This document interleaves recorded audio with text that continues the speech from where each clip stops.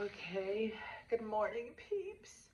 I did go downstairs for the continental breakfast, but I missed it because it's 10 o'clock and it was over at 9. But I did get some bomb coffee. I've been having a lot of sugar on this trip, so I was thinking, oh, my daughter's calling un momento. Well, anyways, I was saying, I thought that the continental breakfast was till 10:30, but it's actually over at 9, so I missed it by an hour and a half. Okay, so anyway, but this is time to chat. Coffee chat. The coffeeisthebomb.com. Um, since being on this little traveler trip, I've been having a little bit too much sugar, and I thought, oh, I'll go upstairs because I did have coffee, and I put some of this in there because I think it would be good, but we can't have too much sugar. But you know what? We can always there's something we cannot have too much of, and that's God. So I have this book, and it's called Upon Waking. And it's not something that I do all the time, and I really got to get focused. It's a 60-day devotional, and I'm just going to open up to a day. And, okay, it's day 8. So it says here, then they despised the pleasant land, having no faith in his promise. Psalm 106:24. How long will they not believe in me, in spite of all the signs that I have done among them? Numbers 14:11. God said this to Moses after sending 12 spies to Canaan to observe the land and hearing 10 of them come back with a bad report of it. The report of the 10 sounded like this: the land through which we have gone to spy it out is a land that devours its inhabitants. Maybe they look something like Numbers this. 13:32. Who And knows? we are not able to go up against the people, for they are stronger than we are. Numbers 13:31. And that's how it goes sometimes. You get these situations where, we enter these situations and I can't do it, I can't do it, it's too much, I'm too weak. But God, then, He goes before us and He turns our weaknesses into strength. Two men who had gone up with the 10 spies disagreed with the majority's assessment, so sometimes it just takes two. They too observed the land and the men in it. With their own eyes, they thought that they were up against as a nation, and yet their voice had no quiver in it. See, can you imagine like going into a situation with no quiver in it? Their hands were still, not like they were like this a lot of the time, especially if you're a coffee drinker like this. But their voice was calm. They were not stuttering. I'm scared. They were calm. Their hands were still. Their spine unwavering. So they probably stood tall like this. Surely their courage wasn't an inheritance, but a decision. So we have to decide to be brave or courageous.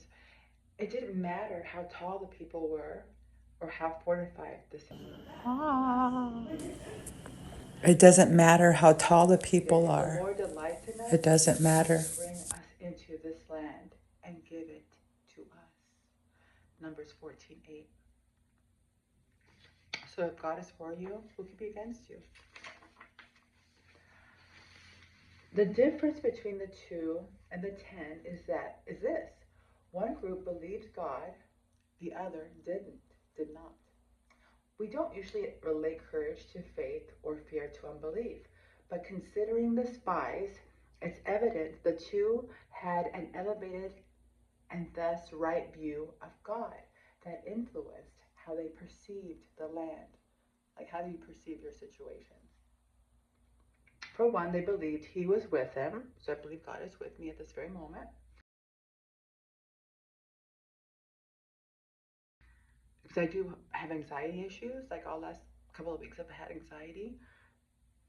But God, for one, they believed He was with them. So I need to believe God is with me. God is with you. And He was God. And He was. God set His affections on His people, on this people, determining to rescue them as He promised. After being made free, there was a sea split for them to journey through. You stepped into my Egypt, you took me by the hand. And as they journeyed on from place to place, God was with them day and night, by fire and by cloud.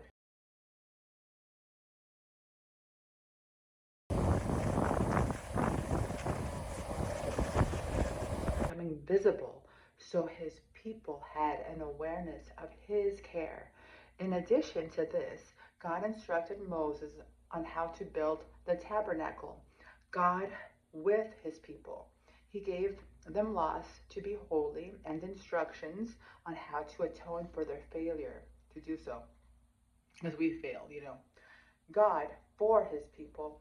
And let's not forget that before the law was given, before that tabernacle was built, before the cloud was before or the fire was behind, God promised to give them this land, the land with people in it that the 10 thought were stronger than God. No, nothing is stronger than God. Everything, God is everything. The God who had come against the entire nation before, but I guess I believed he couldn't do it again. Oh, he's done it so many times. I was on this flight coming out here. I was on my phone and I was looking at pictures, like deleting pictures, because I have doubles and stuff. And then I saw some pictures of when I had my eye surgery, and my eye was really wonky, like kind of like this. And I was like, how do you have fear? How do you not believe? How do you have your moments of doubt when you see what God has brought you through, like completely healing your eyes? Both of them, both eyes.